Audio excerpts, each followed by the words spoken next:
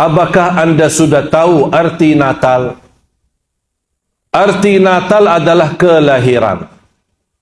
Dan selamat atas kelahiran. Dan kepercayaan mereka, kelahiran itu adalah kelahiran Nabi Isa, yang dinamakan oleh mereka Yesus, anaknya Tuhan. Ketika mereka merayakan hari itu, berarti mereka merayakan kelahiran anak Allah. Kita sebagai orang Muslim sudah belajar, bahkan sudah hafal, Qul huwallahu ahad, Allahus samad, lam yalid wa lam yulad. Tidak punya anak, yang tidak beranakan.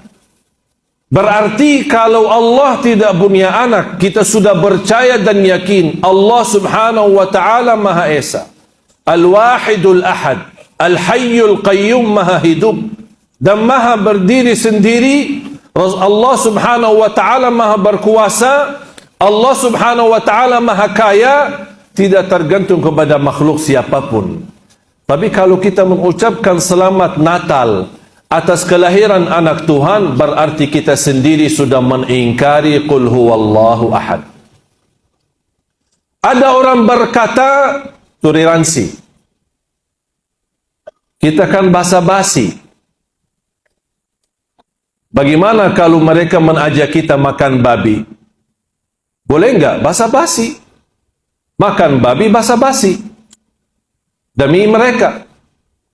Kalau memang boleh makan babi, boleh ucapkan selamat Natal. Kalau sudah yang namanya babi haram dalam agama Islam, padahal itu hukumnya haram, belum sampai ke syirik, belum sampai ke kufur. Kira-kira mana dosa yang lebih besar? Mengucapkan selamat atas kelahiran anak Allah atau makan babi? Jelas dosa jauh lebih besar kita berkata Allah mempunyai anak.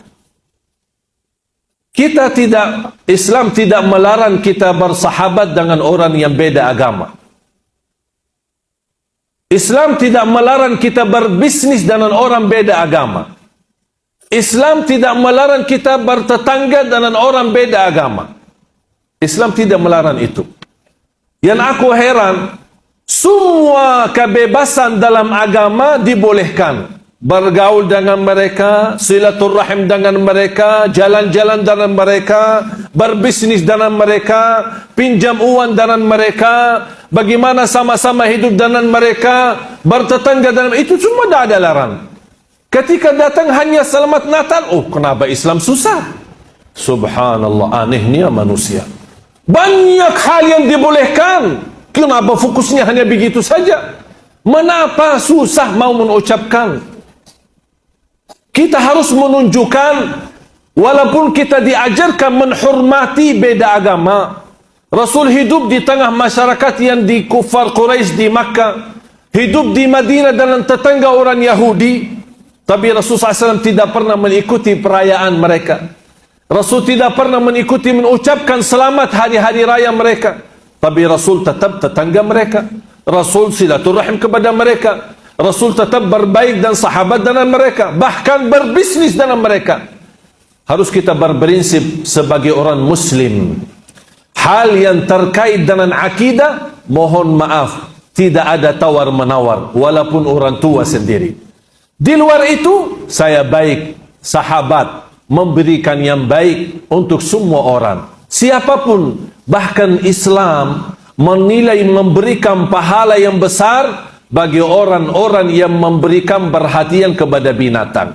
Saya yakin anda semua sudah hafal hadis seorang wanita yang memberikan air minum kepada anjing. Allah ampuni dosanya. Padahal anjing dihukum Islam najis dan haram. Tapi Allah melihat perbuatannya, biarpun anjing najis, tapi karena perilaku baik, memberikan kasih sayang kepada binatang, Allah menilai itu. Bagaimana kalau kita kasih sayang kepada manusia? Kepada binatang saja pahala besar, apalagi kepada manusia. Jangan salah fahami, kalau kita dan ulama-ulama kita melarang kita mengucapkan selamat Natal, jangan anda merasa Islam itu tidak tidak mau menerima toleransi dalam tengah masyarakat. Islam adalah teroris, Islam adalah keras. Tidak.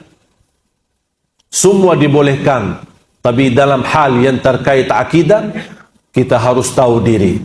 Jangan sampai kita merusak akidah kita tanpa kita tahu, tanpa kita sadar. Akhir hayat kita, na'udzubillah, kita ingin ucapkan kalimat syahadat, ternyata tidak bisa mengucapkannya karena kita sudah keluar dari Islam tanpa kita merasakan. Harus kita berbanyak istighfar, harus kita membela dan menjaga akidah kita, karena akidah itu tidak bisa dibeli, karena akidah itu adalah modal hidup kita, bahkan bekal keselamatan kita nanti di hadapan Allah hari kiamat.